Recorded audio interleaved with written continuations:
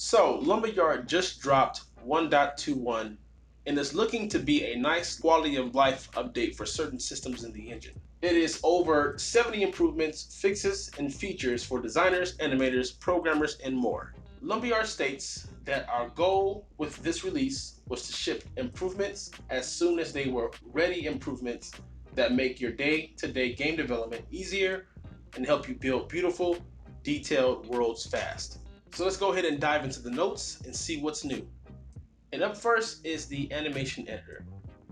Now they have a new node called the simulated object node. And what this does is add secondary motion to a chain of joints inside of an actor.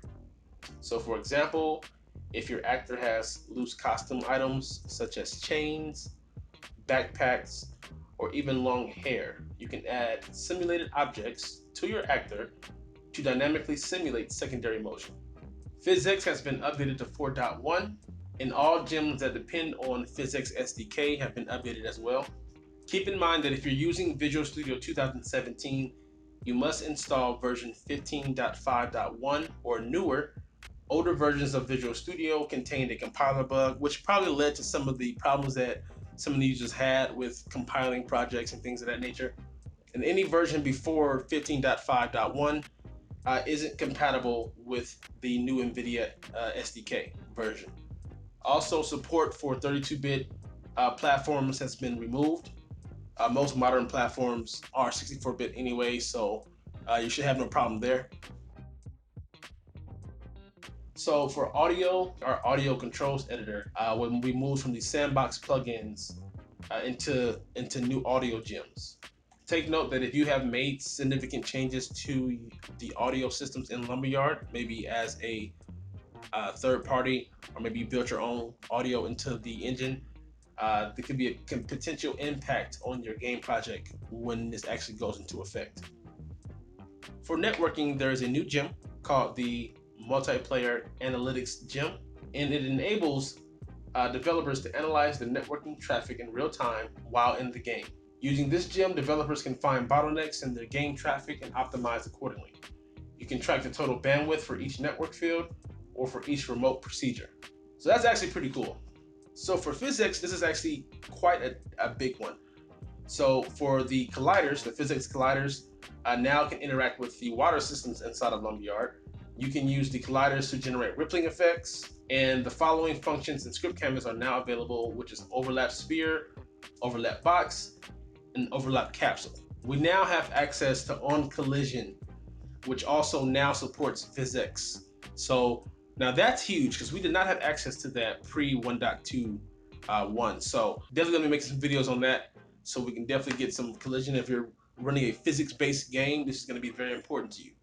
Also, the following shape cast functions in script canvas are now available, which is sphere cast, box cast, and capsule cast.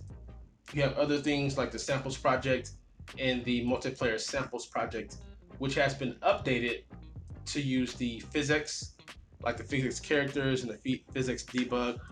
For script canvas, we got some nice updates for that. We have dynamically typed slots. So you can now dynamically connect type slots to each other.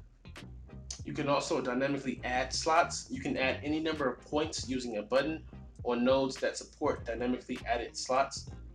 We now have comment and group presets. So the editor now supports a preset system for comments and groups. Use presets to create and store comment and group settings so you can easily and quickly reuse them to improve consistency between script canvas graphs. And again, a very nice quality of life for you to organize. You know, script canvas graphs and visual scripting in general can get very messy if you let it. So any tool that they can add that will organize and make things more readable and clear across graphs is always a plus in my book. You can now disable nodes. Disabled nodes won't run during runtime or generate warnings for errors when you save a script canvas graph. However, disabled nodes still exist in the data and can be interacted with. Disabled nodes appear visually different, and any nodes that are connected to it also won't run. There's also been some new nodes. So we have the repeater node, and this node triggers an action output of the specific number of times. You can enter delay in between each firing of the action pin. You have the switch node, which a lot of you who are familiar with the program should know what that is. And then you have the ordered sequencer, and this guy basically execute pins in order. And this is probably my favorite. On the script canvas component, if you click open in script canvas editor icon from the script canvas asset property, this creates a script canvas graph. When you save it, the script appears in the script canvas component that is attached to the entity. Basically saying that when we create a component inside of the editor, script canvas component, and then we open it with a button that's on that component, it creates a graph for us. When we save it, it automatically populates that graph, that component, with the graph we just made. Before, you had to open the component, you had to open the graph, create a graph, save it, and then go find the graph you just created to put into that slot. So this is a big one for me because it cuts off like two operations out of that whole setup. So that's great.